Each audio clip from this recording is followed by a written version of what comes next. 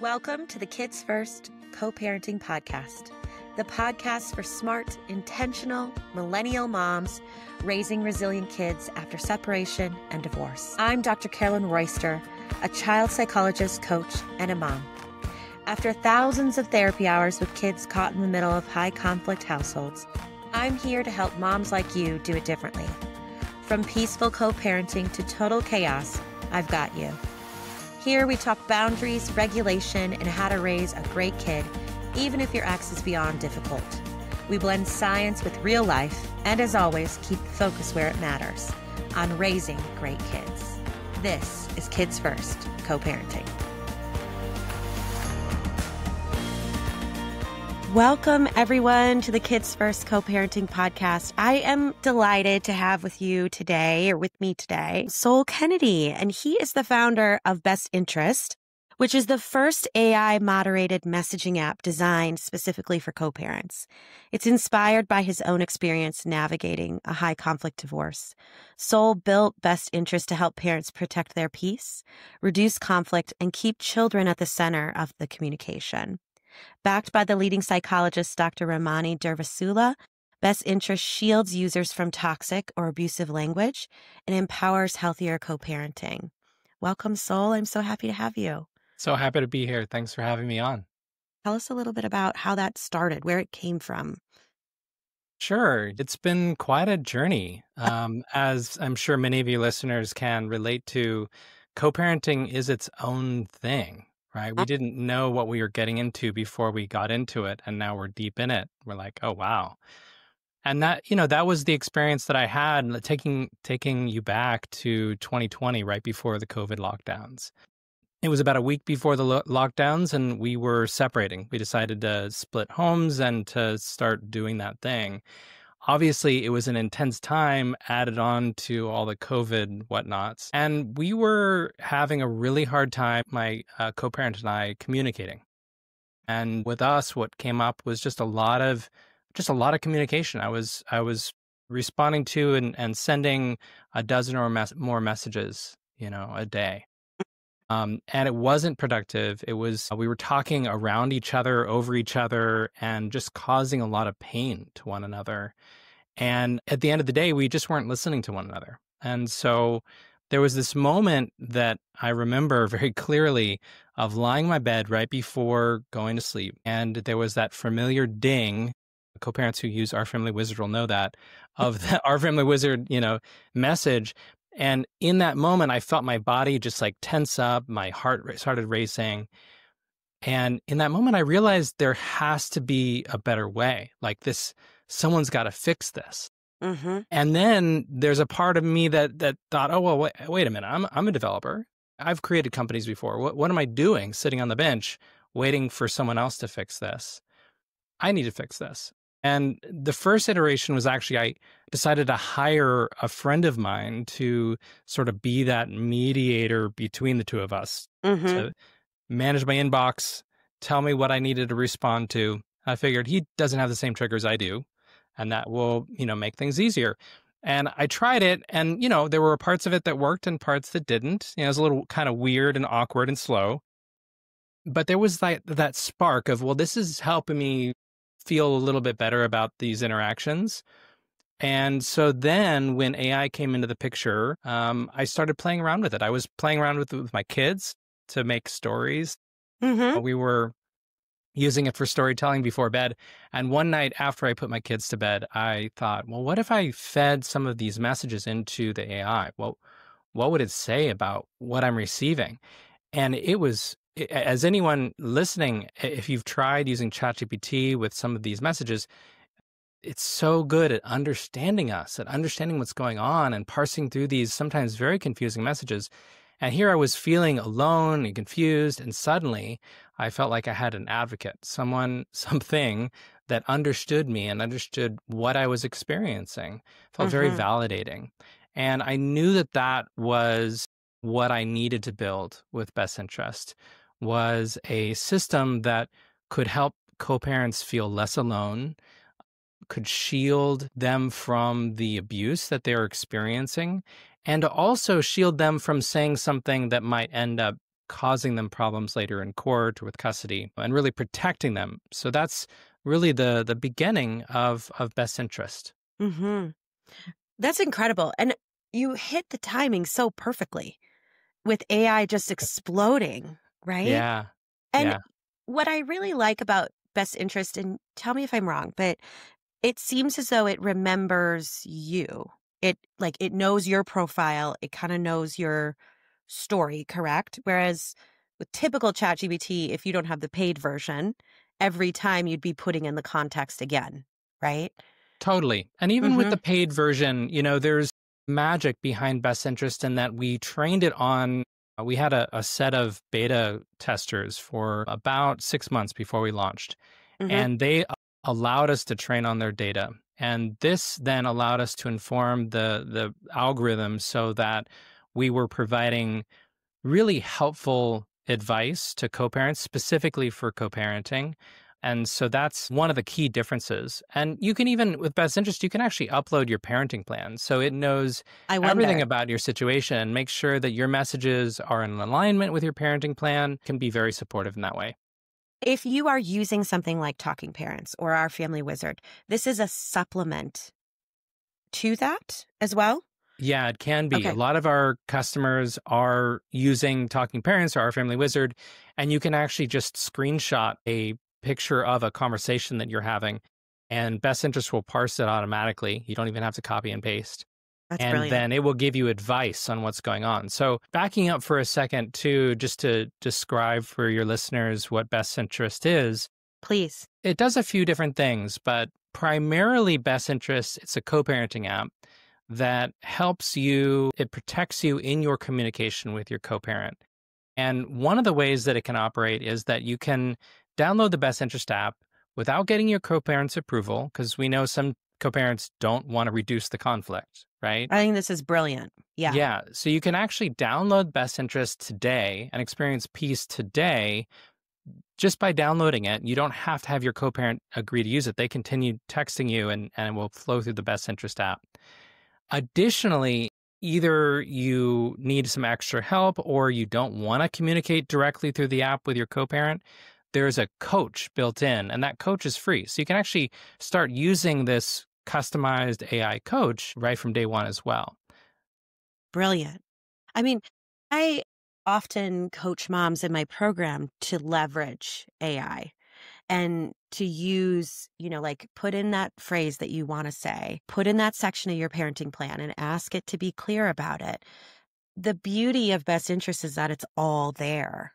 And I especially like that your co-parent doesn't have to sign off on it, as is the case with like Talking Parents or Our Family Wizard. Usually it's ordered and you both have to do it, right? Yeah. Yeah. And I we think do this is have some brilliant. users that do get it ordered, and that's starting to emerge. But, the court system is slow. It's slow to adopt new technologies. I think in general, they're apprehensive about AI. And, we've seen some of those headlines about the lawyer using AI and getting in trouble.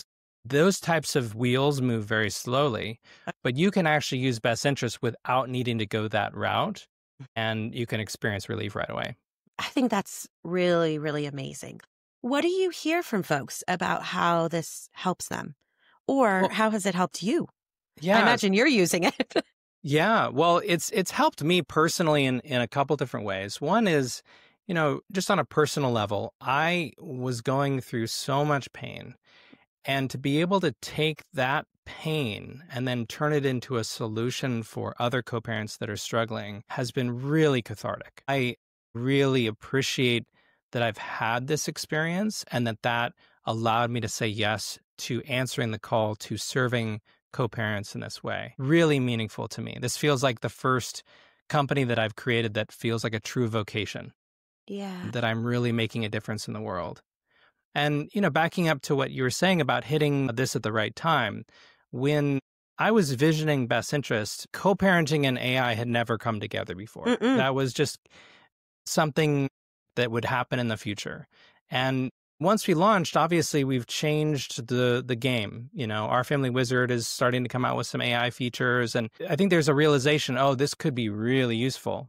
But best interest was there at the very beginning, and we've allowed that's allowed us to sort of carry the conversation and say, actually, AI is more than just reviewing for tone and suggesting a better way of saying things. This can basically serve as a mediator between two sometimes very opposed parties and actually create peace. And then to answer your question specifically about what we're hearing, every week now, I'm getting a heartfelt message from a user saying that it's changed their life. Yeah. And I'm feeling chills right now saying that. It's so amazing to have developed something that is changing people's lives in that way. I'm just so honored. I think about when folks aren't in it, it's hard to comprehend the amount of stress and that feeling of always being on edge. What you had said about like lying in bed and feeling like a full body reaction to the notification is something I hear all the time. Just the level of stress. And that's somewhat typical when you first go through a separation. There are these great cases where we hear about families down the road being like, we have a great co-parenting relationship. All of those people will tell you it took a lot of time and a lot of energy and that there were some bumps in the road. And so I think to have a tool that can support you along the way is crucial. Absolutely crucial. Okay, tell me if this sounds familiar. You set a screen time limit, your ex pushes back. You create a new tech rule, they find the loophole by Tuesday.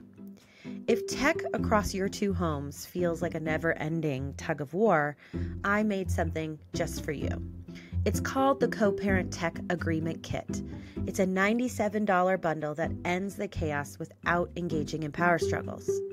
Inside, you'll get our 5 tech decision framework, ready-to-use scripts, a digital incident log that you can use and customize for your own family, and a co-parent tech agreement worksheet that customizes across 2 homes. It's practical and built for real-life co-parenting, even if screen time is something you don't always agree on. Just for podcast listeners, you can use code POD10 and get $10 off. Head to learnwithlittlhouse.com or tap the link in the show notes to grab the Co-Parent Tech Agreement Kit and use code POD10 at checkout.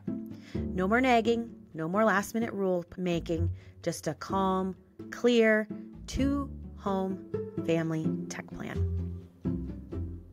Yeah, I agree completely. You know, when approaching this space, I had been using our family wizard, so I knew what they offered, and it really wasn't doing anything for reducing the conflict. It wasn't reducing the amount of communication.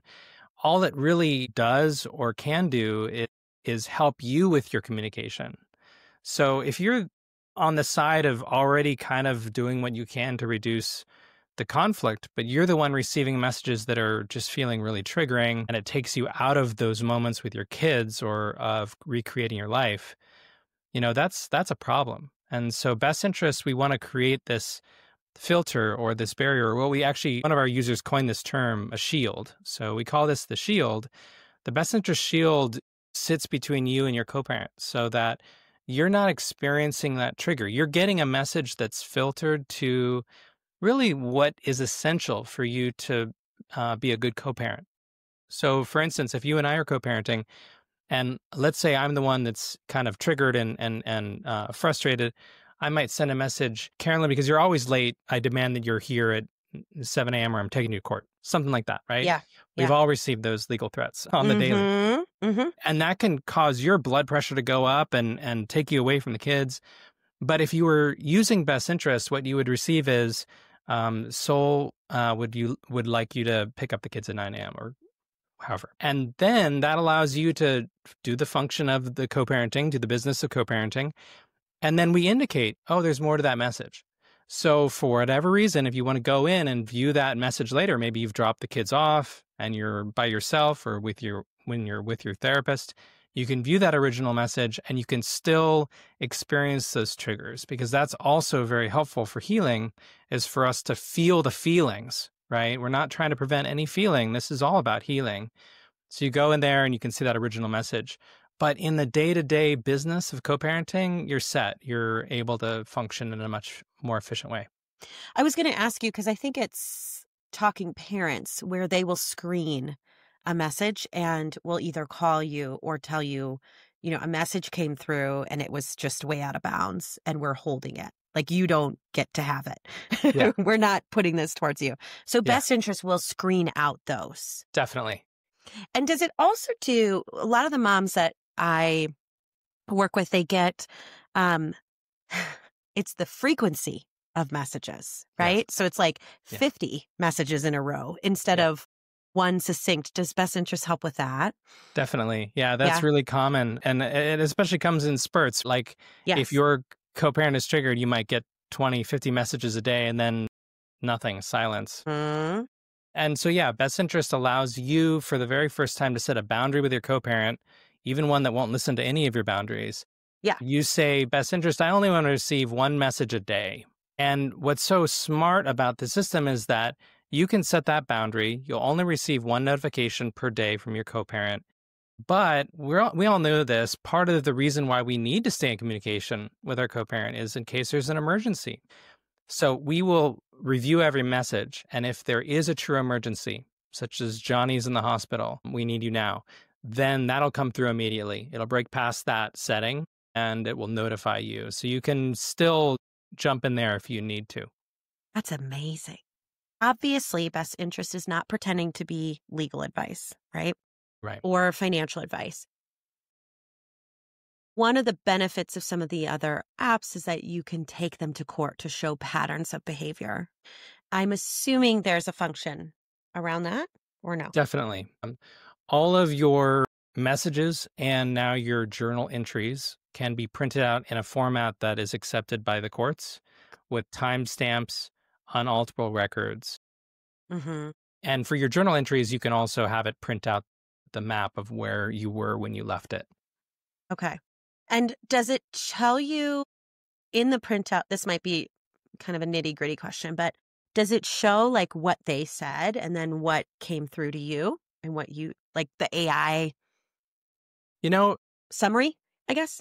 Well, yes and no. So in our exports, really the only thing that matters to a judge is what communication actually transpired. So if you receive a very inflammatory message, even if you didn't actually see that message and you replied back pretty normally, the judge is going to see what your co-parent actually said. Right. That's what I would want them to see. Exactly. So they're going to see that original message, unfiltered, unprocessed, and then they're going to see your message as you sent it. So if you took the AI's advice and you responded very simply and straightforward, that's what they're going to see in that printout. So generally what happens once you start using the Best Interest app is the communication really becomes a lot simpler from your side, and it allows you to go to a judge and show that you are communicating in a much more effective way. It's really just an incredible tool that I kind of feel like everybody should have. I don't know.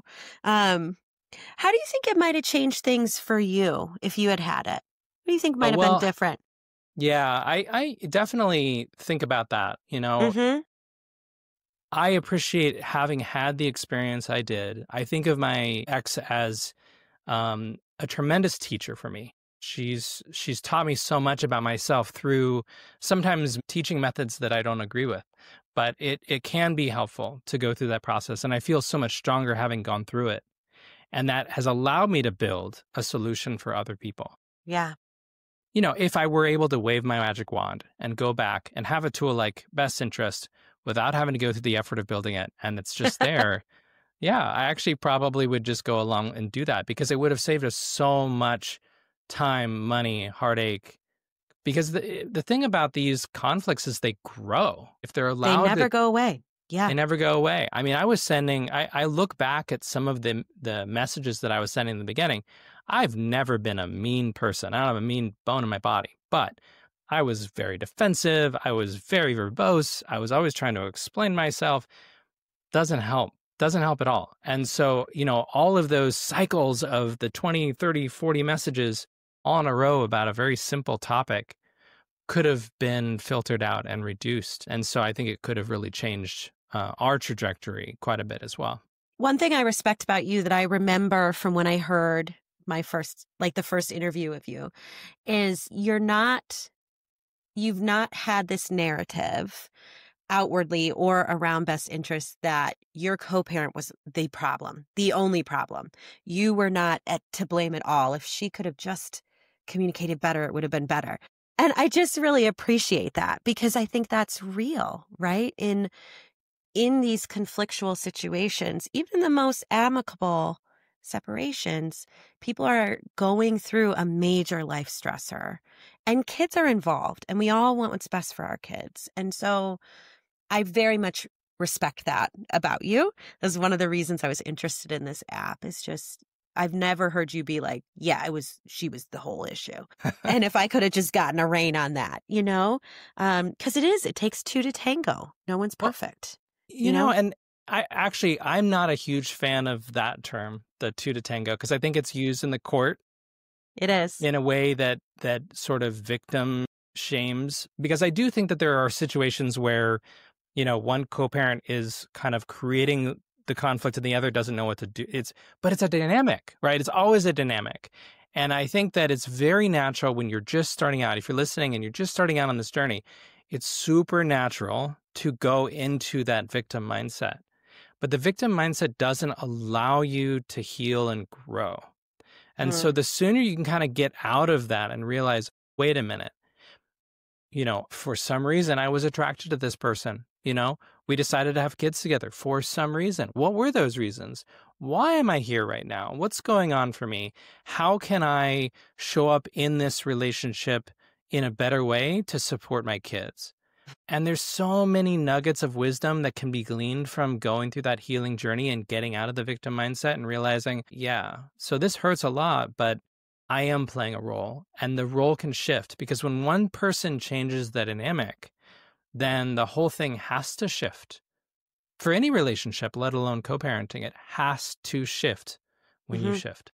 And I think I appreciate what you're saying about the two to tango. And I think our court system doesn't do a great job of handling and understanding trauma and how people present with trauma. And I think the victim mindset is very interesting as well when people have actually been victimized, right? Or there's been domestic violence, there's been abuse, and then, a lot of the folks that I work with, it continues. It's post-separation abuse, it's litigation abuse, and it gets very, very complicated and sticky, especially as part of the healing journey. Because I think sometimes as folks are healing, they start to get into this like, you're not going to do this to me again. We're not doing this. I'm now fighting back. And it creates more and more and more conflict. Yeah. I mean, even just for many of us, learning how to set a boundary with another person, let alone our former partner, is terrifying and challenging. And it's its own thing to figure out how to do that. But let alone, there is a stage that we all go through, I think, where we realize this is not the way to treat someone. I deserve better. And then you get into a mode of maybe punching back. And that doesn't help either. No. Right? No, it really doesn't help our kids. It doesn't. And they're kind of lost in the mix of this. What do you think along these lines? What do you see as kind of the big trouble spots when people are trying to communicate post? Presumably that best interest can help with. But where do you see, we talked kind of about the victim mindset. Yeah. I think so best interest follows a model of, our belief is that by reducing conflict, we're reducing the need for court intervention. So even though you can download and print out a report if you're going to court and prove what you need to prove, my personal philosophy is that the court system, while it is there to support us, and oftentimes it does do a good job, it also, like you were saying, oftentimes creates more problems than it solves for many. And so our philosophy is, can we create a better dynamic between these co-parents without forcing a judge to come in and place orders, and then those need to somehow be enforced. It just doesn't really work. With best interest, we're reducing the conflict where it starts, which is in the communication. What I'm hearing is it's a little bit of a mindset shift. So instead of like, I'm gathering data, I'm gathering evidence for when I inevitably will go to court, it's a mindset shift around we're both pretty committed, or at least I'm committed to staying out of court because nothing good comes from that.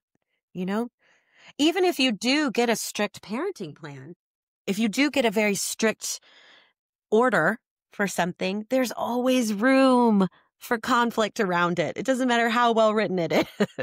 And any conflict results in more time, more money, more complication.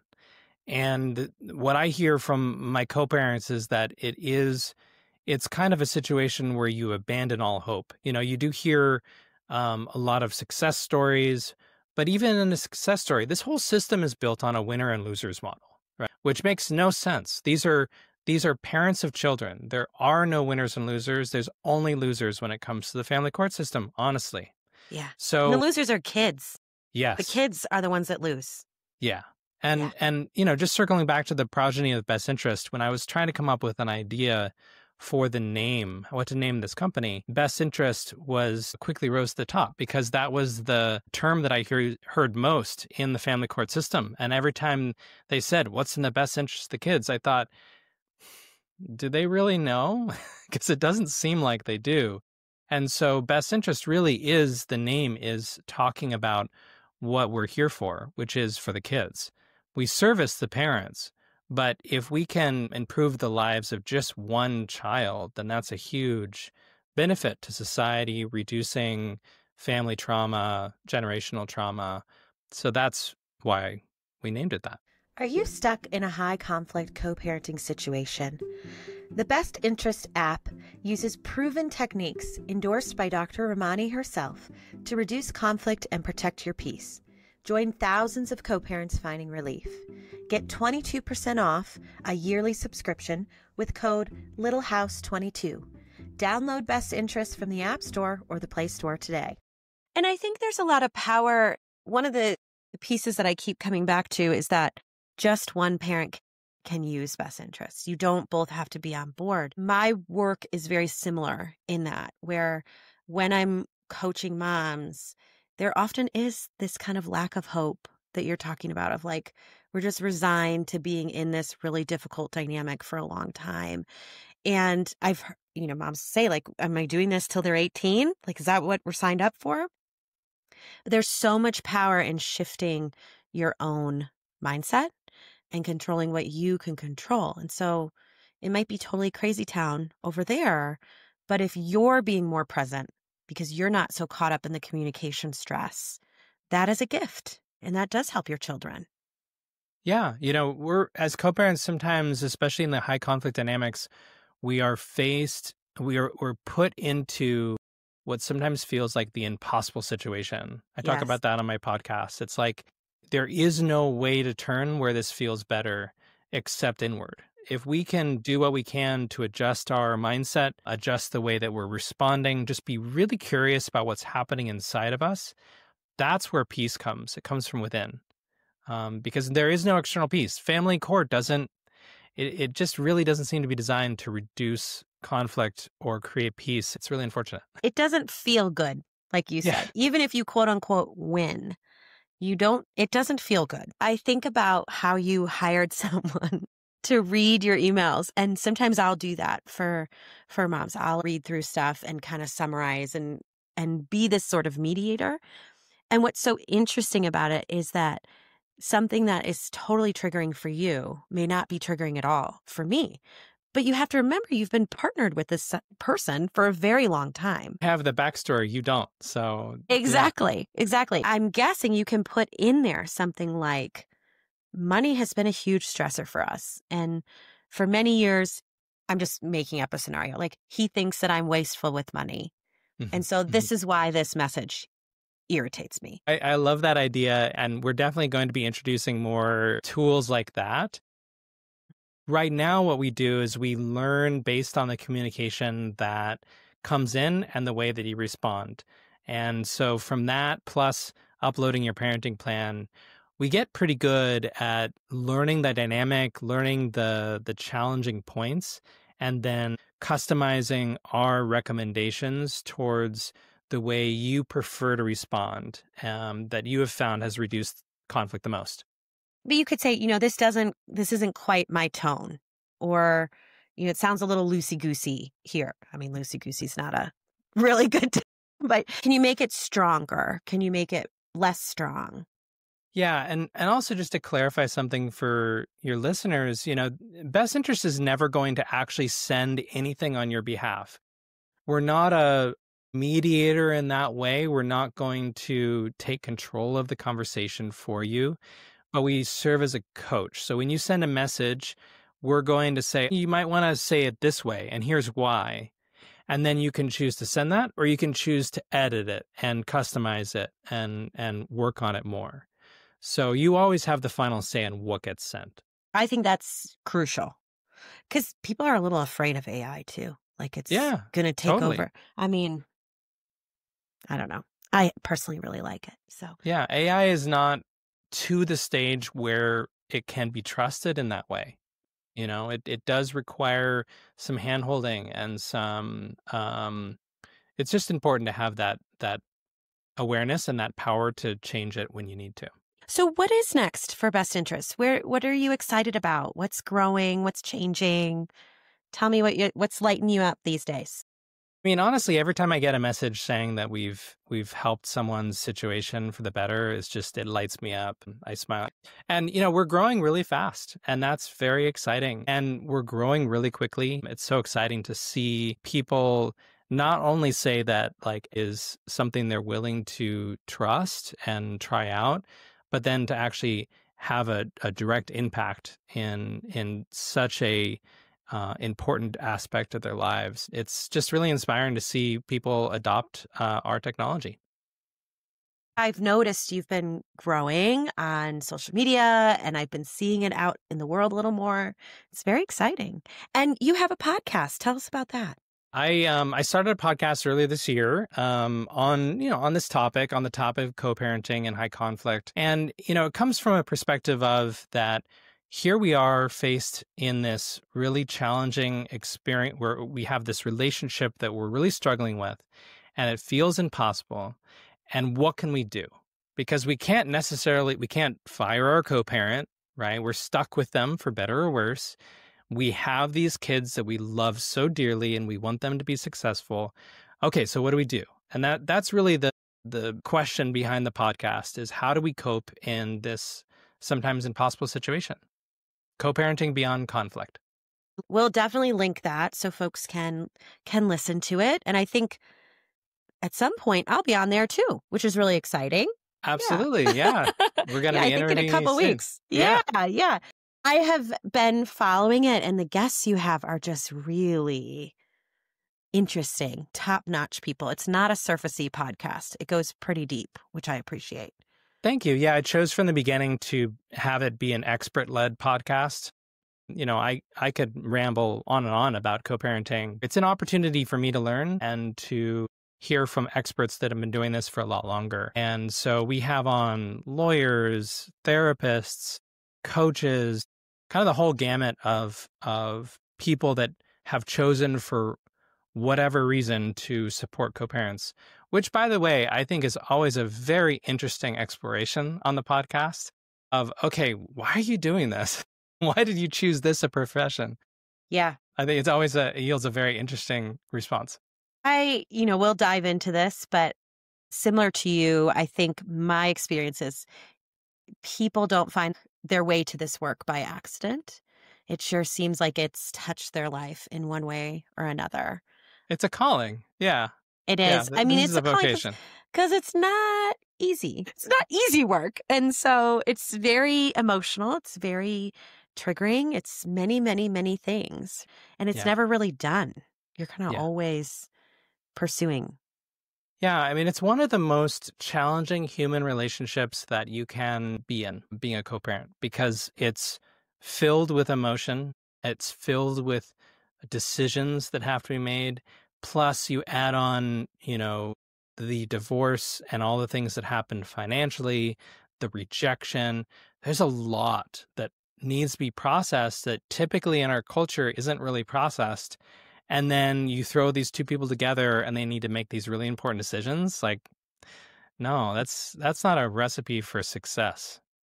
And they can't escape it, right?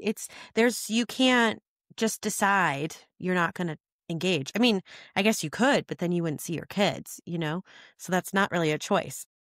It's not a choice because we love our kids. You hear the stories of some co-parents stepping away or becoming kind of the weekend warrior, and that definitely happens. And I imagine that a lot of those stories started with a really challenging co-parenting dynamic. And that's really sad. I have seen that clinically as well. Would you share any other places where folks can find you? So you have the podcast. Yeah, the best place to reach me is I'm Soul at Best Interest. So if you want to reach out directly, you can shoot me an email. And also you can find us on Co-Parenting Beyond Conflict, where we produce bi-weekly episodes. And yeah, those are the best places to reach me. So bestinterest.app and Co-Parenting Beyond Conflict. And I look forward to hearing from your listeners. And if folks want to get the app, they can just find it on the App Store or go to the website, right? Totally. Yeah. We're in Google Play and in the iOS App Store. And the app is free. You can download it. You can use the AI for free. And you can even upload your parenting plan. And then if you want to, you can sign up for the trial, which allows you to message with your co-parent. Well, that's amazing. I didn't realize that it had such a strong free component. I love that.